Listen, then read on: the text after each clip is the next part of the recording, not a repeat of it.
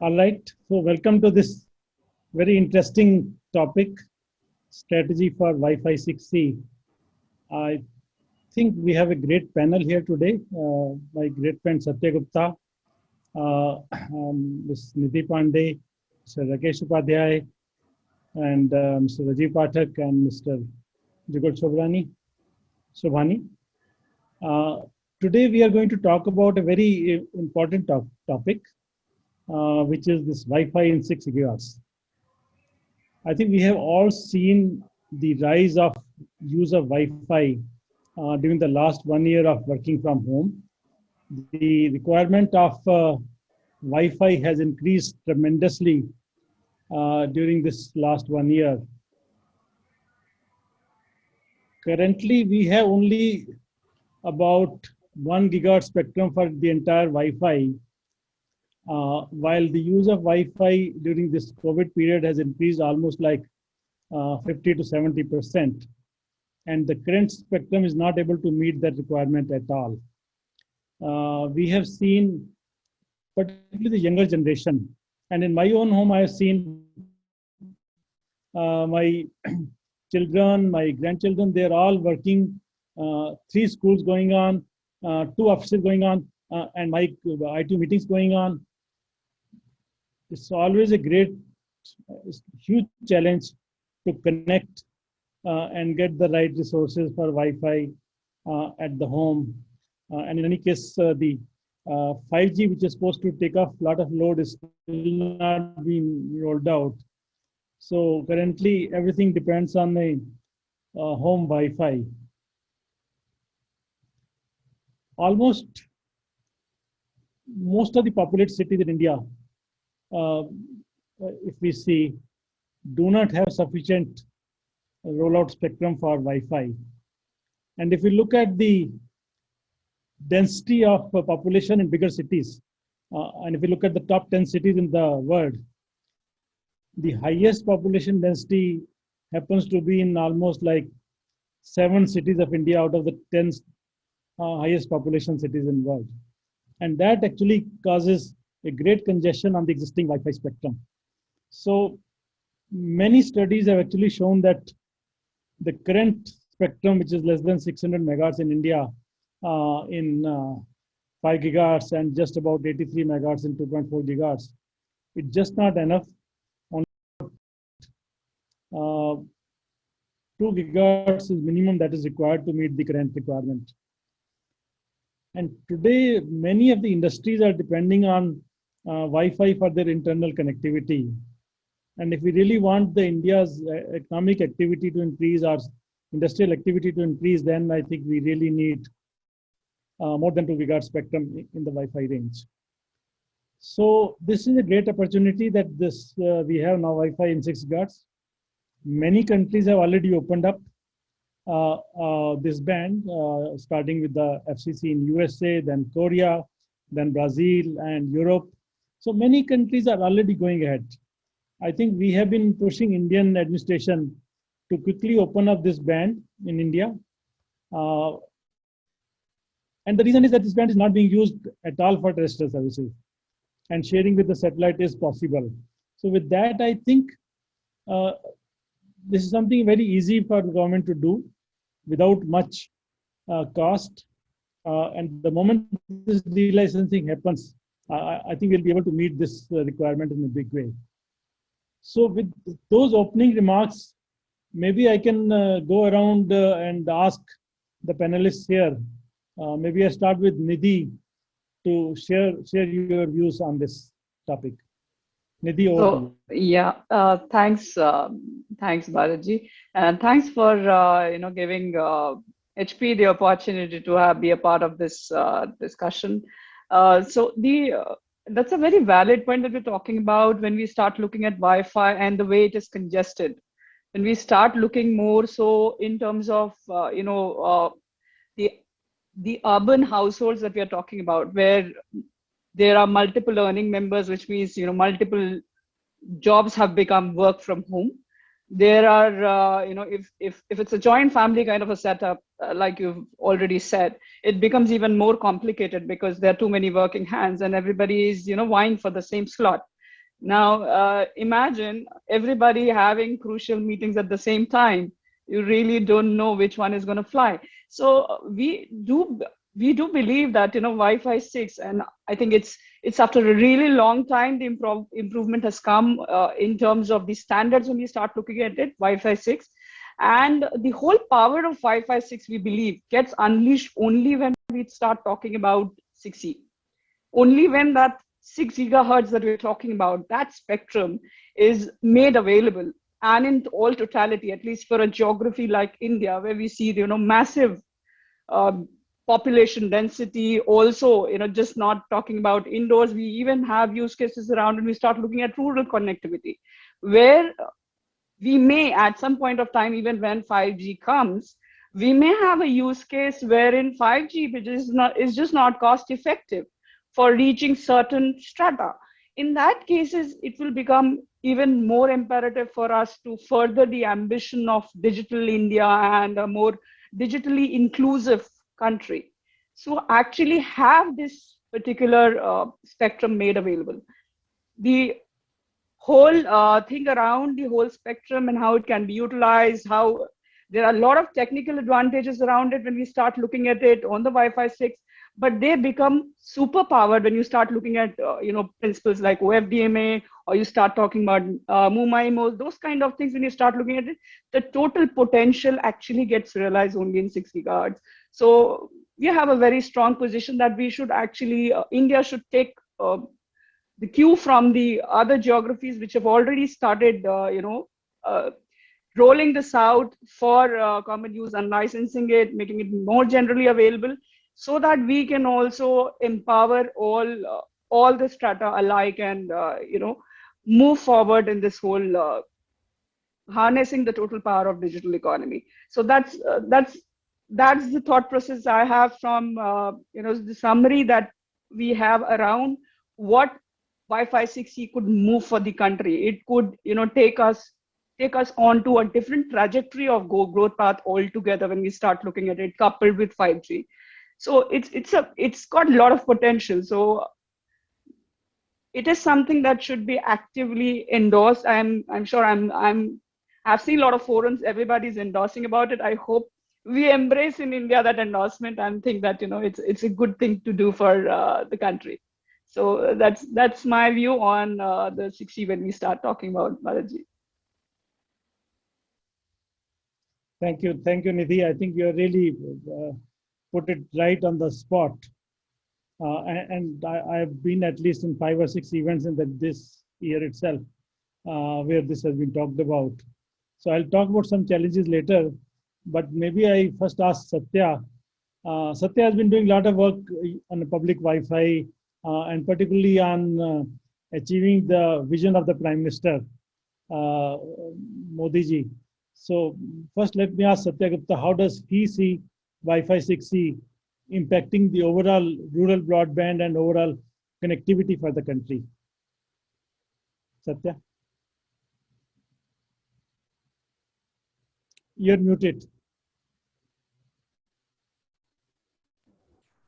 Yeah, thank you, Bharatji, for this opportunity. Actually, you have already set the tone and also helped by Nidhi to put the perspective, but you have asked a direct question from me that how it can help to meet the vision of our Honorable Prime Minister for digital connectivity, especially in rural. So let me say upfront that Wi-Fi 6E, that is the Wi-Fi 6 extended or Wi-Fi in the 6 gigahertz, known by different name, actually have a niche market for urban, not for rural.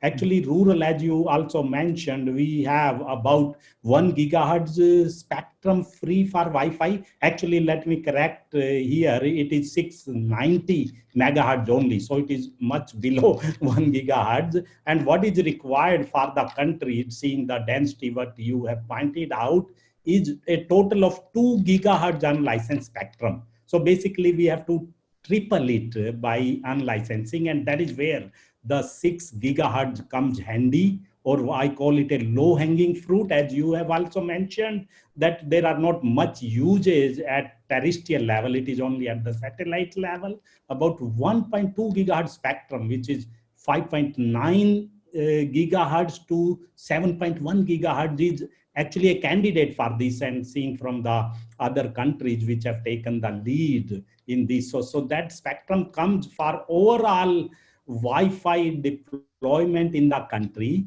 Unfortunately, rural does not get benefited immediately because it is already yet to make use of that 700 megahertz free spectrum, which we are there.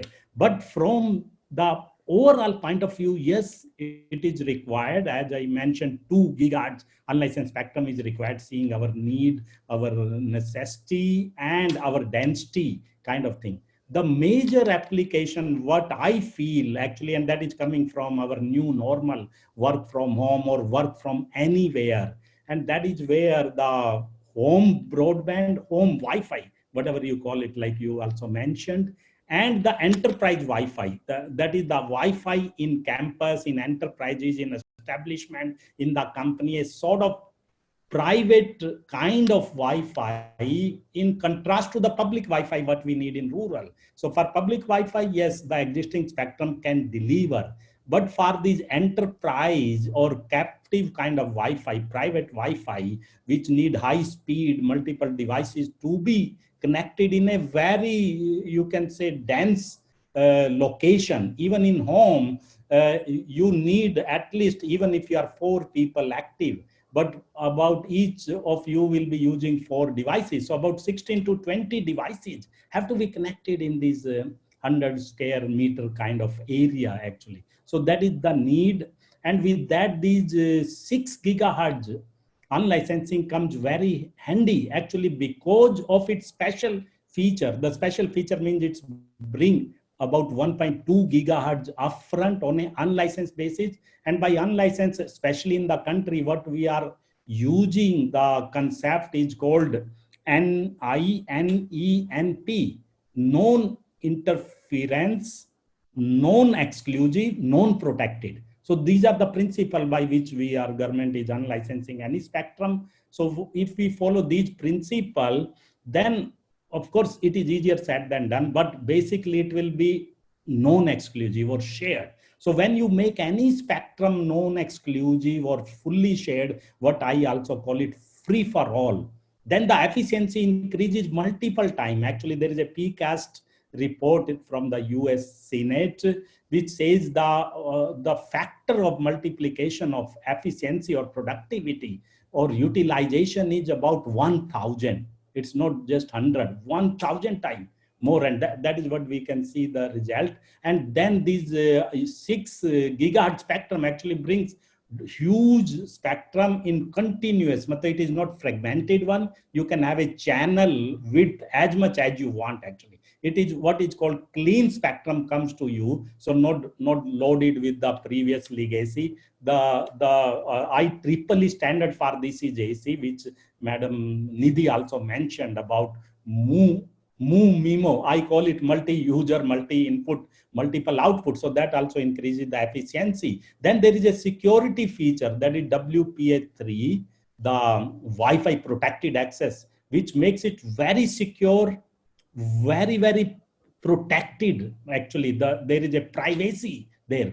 And the password protection is very, very easy. So all these things put together make these Wi-Fi 6E or extended band in 6 gigahertz as good as 5G or even more than that actually, because all these features are brought in here with the new standard of IEEE here, if we can get it. And main thing is unfragmented one, untied up, and actually it is not anything legacy. So all these things put together, actually we can really achieve that overall target of the Prime Minister, which have the Janwani kind of thing, smart city kind of thing, work from home, enterprise. So everywhere it is required. And as you have also mentioned, it can be easily done because there is no legacy usage other than the satellite. And that also we can do maybe half, lower half actually is being used for fixed satellite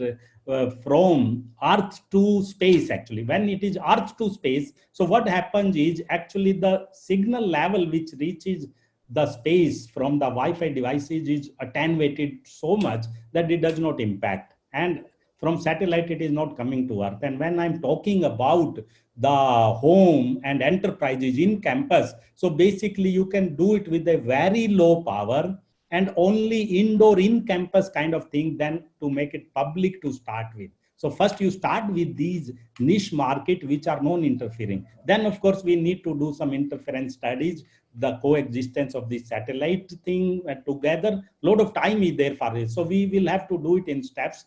First half, the low hanging fruit has to be done first for low power indoor kind of application. So, but indoor I want to include in campus also. So basically other than the public.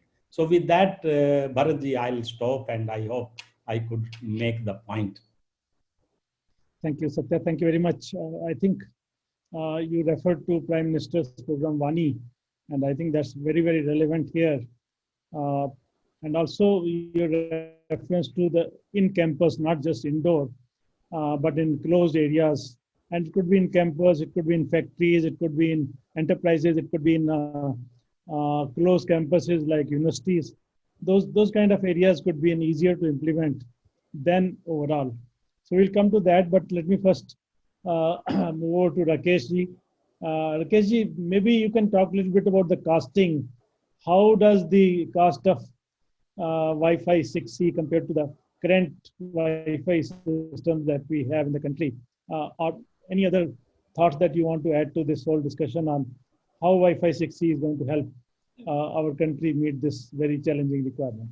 So yeah, thank you very much. Thank you very much for this opportunity. So I come from service provider industry, so I'll tell you my perspective from that point of view. So we give broadband connection to all the customers. Now all these customers have a Wi-Fi at their homes, right? So most of them are still on 802.11n, and now then many of them have now upgraded themselves to Wi-Fi 5. Wi-Fi 6 is still making inroads. Now we are talking about Wi-Fi 6E. Now Wi-Fi 6E is quite different from other versions because it gives it opens a new frequency spectrum of 6 gigahertz for Wi-Fi.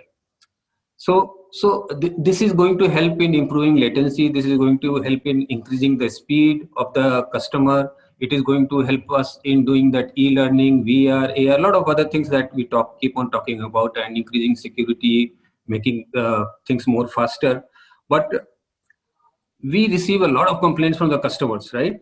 And most of the complaints are related to Wi-Fi. Believe me, 60 to 70% of the complaints that we receive are pertaining to Wi-Fi. And what are the complaints pertaining to Wi-Fi? These are mostly that because of the interference, because of the noise, because of the poor setting of the distance between the Wi-Fi router to the client Wi-Fi. Customers face a lot of problem.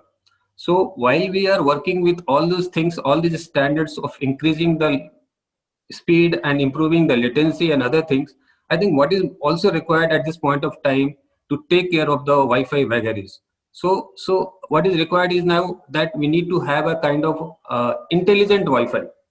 That is so to say, that if my laptop gets connected to any Wi-Fi chip, there has to be intelligence in the Wi-Fi to select a channel which is not being used by anybody else.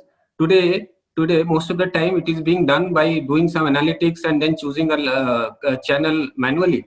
So instead of that, if there is an intelligence now also built in while all these developments are happening, of making this Wi-Fi more intelligent so that such kind of complaints can be taken care of. So that is something that we need to work on, making the Wi-Fi more intelligent, not only adding to the speed and improving the latency. That is point number one.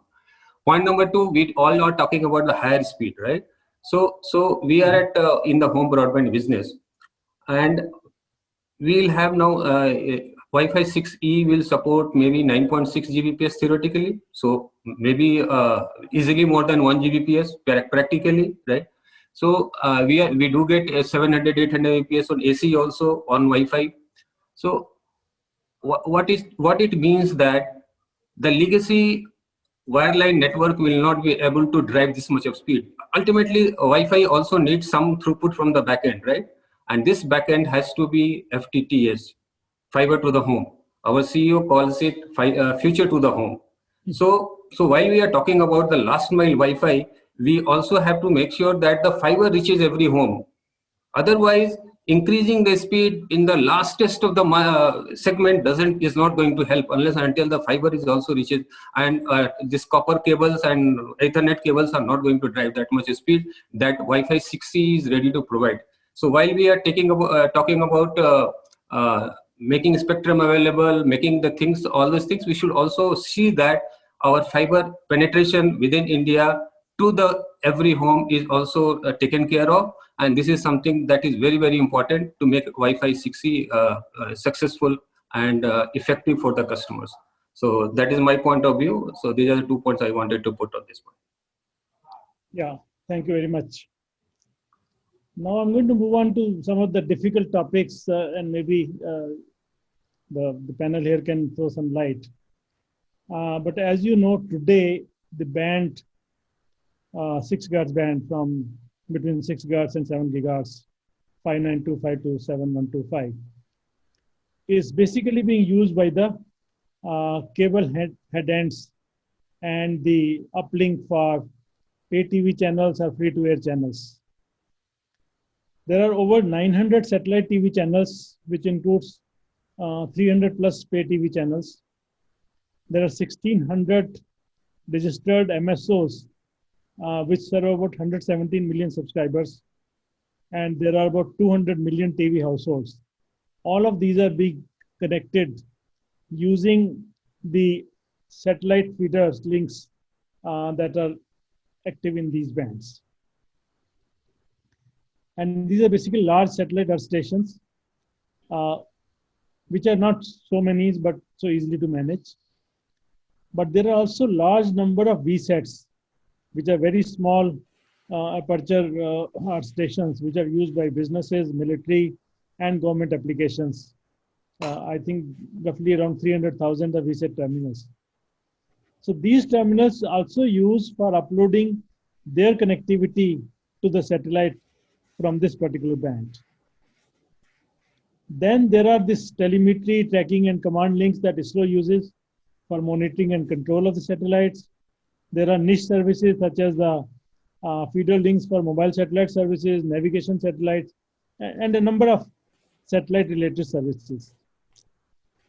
Now, our studies have shown that as long as you use low power and indoor, perhaps the sharing is possible between the satellites and Wi-Fi 6E.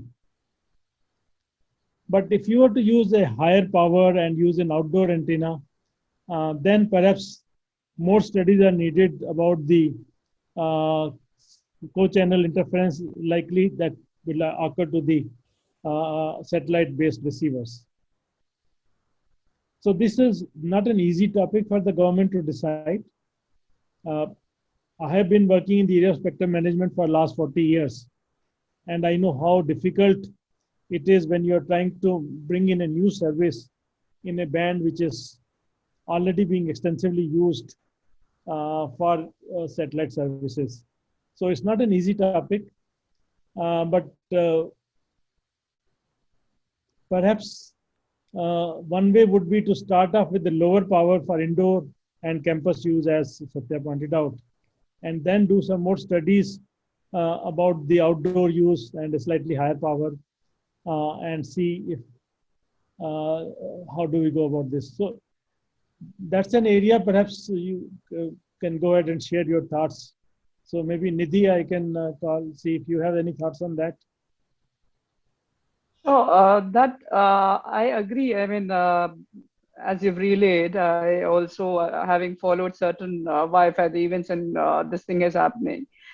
They in the rest of the geographies where they are talking about, it is not so heavily utilized as it is. So they are able to release the complete one, talking about the complete spectrum that it is available for use. However, in India, probably it may not really work that way. And we may, like you have already said, we may actually have to do certain extensive studies or maybe tests or POCs to see how this interference really works out. because Wi-Fi 6 as a protocol itself, it does support BSS coloring kind of a feature where you have the base service set coloring, and that manages overlap. I'm not really sure whether how this would be helpful in dealing with when we talk about satellite broadband consumption of the same channel. So we may really need to. So there are things that Wi-Fi 6 promises which may be of use and can be actually tested as a part of the 6 gigahertz coexistence with existing traffic. And probably we may not end up having the complete piece, but I'm sure life will be much simpler than what we have right now, because we are already under stress. It can't get worse than that, is what I feel. Yeah, I think that's the right spirit. We can't go worse than this. Yes, yes. Rakesh, So- you want to add something to that? Yeah, I completely agree that we have to learn to coexist under the current circumstances, and whatever good can happen out of it through the POC of the low-powered equipments. And if that is successful, then we can take another step. So step by step, let us proceed, and step by step, we expect that there will be improvement in our experience also, and in our speed and other things also. So I do tend to agree that we should take our first steps cautiously and make it successful. Satyaji, anything from your side? Yeah, thank you, Bharatji. You have asked the question as well as you have hinted the answer also, of course. And as my other colleague, Nidhi and Rakesh ji have also mentioned, basically, this what we have to do is what they say, basically divide and rule kind of thing here. The total 1.2 gigahertz, we don't have to do unlicensed at a go, actually. So what you have to do is actually the lower half, and that is more than half actually, 5.9 to 6.7 gigahertz spectrum is being used, as you have mentioned, by satellite, fixed satellite operation, but mainly from uploading kind of thing. That means from Earth to satellite. So there the actually opportunity is already there. Without doing even the interference study and going by the international practices. And you have to use the cardinal principle, what the DOT is using for unlicensing, as I had mentioned, NINE-NP, non-interference, non-exclusive, non-protected. What it means is when you unlicense any spectrum and make it free for all, the three things will be applicable. One, you cannot interfere the existing user if you want to use these unlicensed. Second, you are not exclusive. It is free to all. Third, you are non-protected. You are not protected. Others are protected, but you are not, because you are using unlicensed. So if you use all these three principles together and unlicense that, so for how you do it, actually it is easier said than done. You do it by putting some restriction, though you are making it unlicensed, but you put a lot of restriction. And the best restriction is make it low power, and how much low power can be, how much low it can be. It can be even 1 watt. 1 watt can deliver, if we are talking of home broadband or enterprise kind of thing, 30 dBm is more than enough. And that will not create any problem at the space. And in any case, actually, and other countries are doing it. Of course, some of them are doing it below 1 watt also. I've seen the cases of 200 milliwatt kind of thing, like 22 dBm or 23 dBm. So maybe we start with that. So that is how government should be thinking and doing it. And for the second half, the balance half actually, where both satellite communication, bi-directional communication is there. Basically, it is Earth to space and space to Earth also. So there, of course, we cannot take a chance. For that, interference studies are required actually. And coexistence is the mantra here actually in India, and government also says anything can coexist. All type of technologies can coexist, and there are way of doing. But if you use NINE-NP principle, the onus will be that on the new user, a Wi-Fi user. So maybe they will have to use filter, they will have to restrict the power. And if they are found to be interfering, immediately they have to switch off. They have to be ready to switching off. So if you use this principle, I think we can have best of both the worlds. Yeah, this principle is very important in spectrum management called NIB-NPV, non-interference basis, non-protection basis. So I think, yes, that is typically how all the spectrum is delicensed. But I'm going to move on to another topic, which is about the maturity of the standards. And I think our experts, Nidhi and Rakeshji, can throw some lights on how far the standards have evolved. Are we able to take any advantage of local manufacturing in this area? On the Atmanirbhar Bharat, does it help us in that direction? How the standards are going to evolve, or how IEEE is moving in that direction? So let me again start with Nidhi on the standard side. Yeah, thanks, Bharat. So, see, on the standard side, when you're talking about standards, I mean, I think it's the most quickly rolled out in the record time, as far as I know. And there are a lot of initiatives that are around it, streamlining, like, Wi-Fi Vantage kind of a thing, which have a lot of. So if you start looking at the standards, how the standards have evolved and what stage they are fairly mature in the way, and probably it may turn out to be, we really get to see, at least that's what we plan to do later. Probably later part of this year, we may see devices coming out supporting that. So if the standard is too evolving and it's too unstable, device manufacturers would be cautious of that.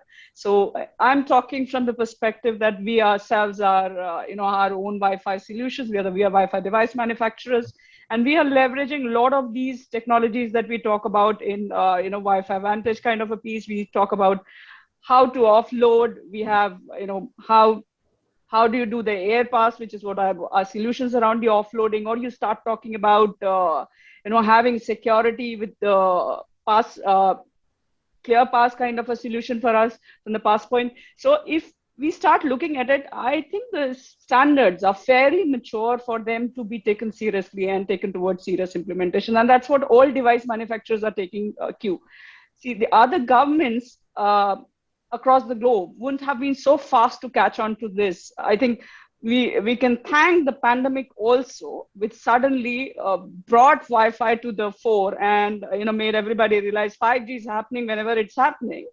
But the need is now. So like Rakesh has already said, fiber, you keep upgrading your speed, you keep talking about speed, but if you're relying on the 2.4 or 5 gigahertz kind of a spectrum, it's too much of noise, too much of interference that is there. So how much is going to be actually utilized in a home broadband? Or so it is current use cases. We're not even talking about future use cases, current use cases that itself will get improvised. So I see a lot of traction, at least that's what is from our side. We endorse that we see a future of Wi-Fi 6 and 6E coexisting for certain time to come. And I know the industry is already talking about Wi-Fi 7, but this is I think this is a very exciting phase for Wi-Fi. So I'm all excited about it. I think it's fairly mature for anybody to take it seriously and move it forward. Thanks, Nidhi. And what's the operator's perspective on this evolving standard and how operators are going to adapt to these? Rakeshji? Yeah, as I said earlier, the majority of our devices are still at on 11N, and recently we have seen a surge of 802.11ac, that is Wi-Fi 5. So 6 is still, I think, will make some inroads very recently, and then we are talking about 6E. So of course, there is a need of higher and higher speed everywhere. At homes, as we all have pointed out, everybody is working from home. Everybody is using internet at the same time. So multiple devices, and everything is going on real time. That browsing, the nature of use has now changed. Like while we are doing this Zoom call, we are continuously sending and receiving data.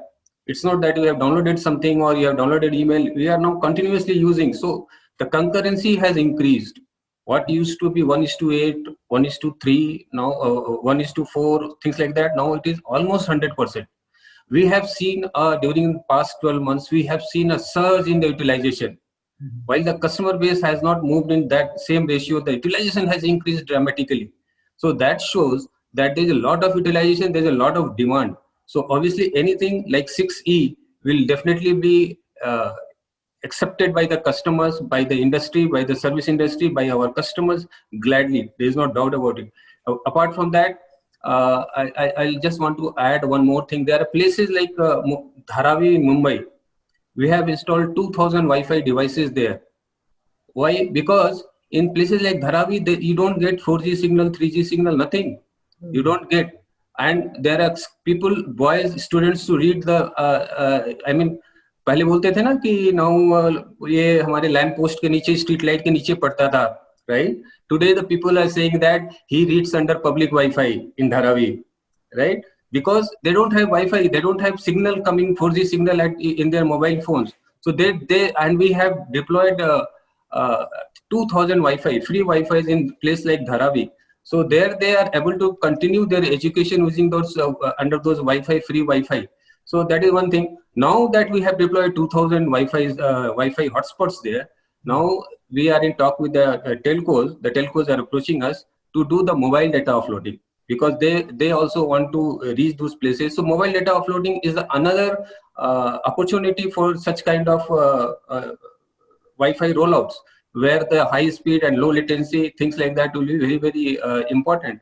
Now on Wi-Fi, we are doing a lot of activities. We are doing medical care also. I mean, physiotherapy is being done remotely by a doctor and over Wi-Fi, right? Over our wireless network. So all these things require a very high speed and very low latency. And as we all have discussed, we all have gone through the standards. We are confident that Wi-Fi 6E and it's maybe Wi-Fi 7 in coming future is only going to keep pace with the requirements of us. Our requirements are increasing exponentially, and I think 6E and 7 are just coming in right time to fulfill our requirements. Thank you, Rakeshji. I think we coming towards the end, but I would like to add one more dimension to this, perhaps not sure if everybody is aware. This band is also being claimed by the mobile operators. There is a discussion globally about this band becoming the mainstay mobile band. There is a World Radio Conference coming up in 23, which will consider whether this band should be allocated for mobile services. And if that happens, then it will not come. Although India and all of Asia has not agreed for that, so it won't happen in Asia, but in countries in US and Europe, quite a possibility that this band will become a main mobile band, and then Wi-Fi 6E may not take off in a big way, but we have to keep watching for that in the next 2-3 years. But let me open up the floor for any further closing comments, starting with Satya.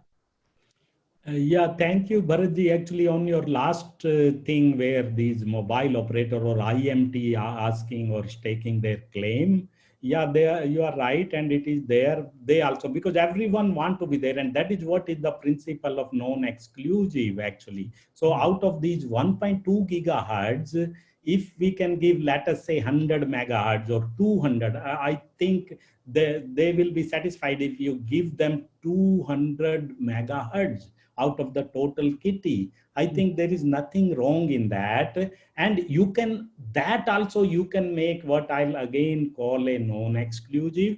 It will be unlicensed, but it will be used. I mean, they will be protected there. You just give them protection, these IMT players, but others should also be allowed to use. So you can have again best of both the worlds actually. And it can be done actually technically as well as physically it can be done. So they should not be left out, but that is just a small portion can satisfy them. And on that standard thing, of course, I agree that standards are evolving, but luckily the standard for 6E and 6 are more or less same. The 6 is already matured, especially on the access point side. We have AC, 802.11 AC, which can work as 6 also, and 6E also. It is about the spectrum and some modification, only these multi-user, multi-input, multiple output, most of the things are there. So if we can use that standard, and luckily the standard is open, IEEE standard, it is more or less open standard.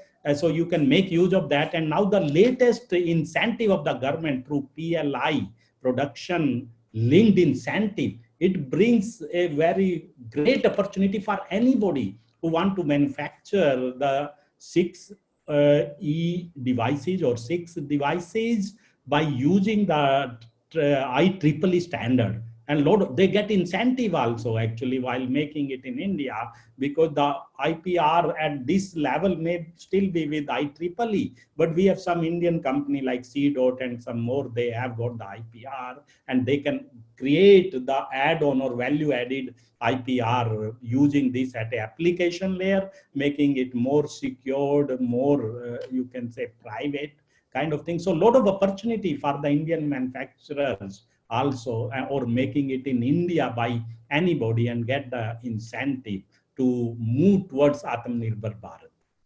Thank you. Thank you, Satya. Thanks a lot. And any closing comments, Nidhi? Yeah, so see, Ivan, you put up a valid point on around there being a contention on the spectrum. All I would like to say as a closing remark is the more universal it is globally, the more standardized it is, and much easier is the access to consumers in terms of, because the devices would not have to be manufactured according to a particular geography and all. So the cost also may be a cost implication when you start looking at geography, and everywhere we're trying to support a different kind of a frequency. So that I think if globally we can have a push around having the 6 gigahertz being unreserved so that it can be utilized for Wi-Fi, it would be the best thing for Wi-Fi to take it forward. And we already have so much of potential when we start looking at the connected world.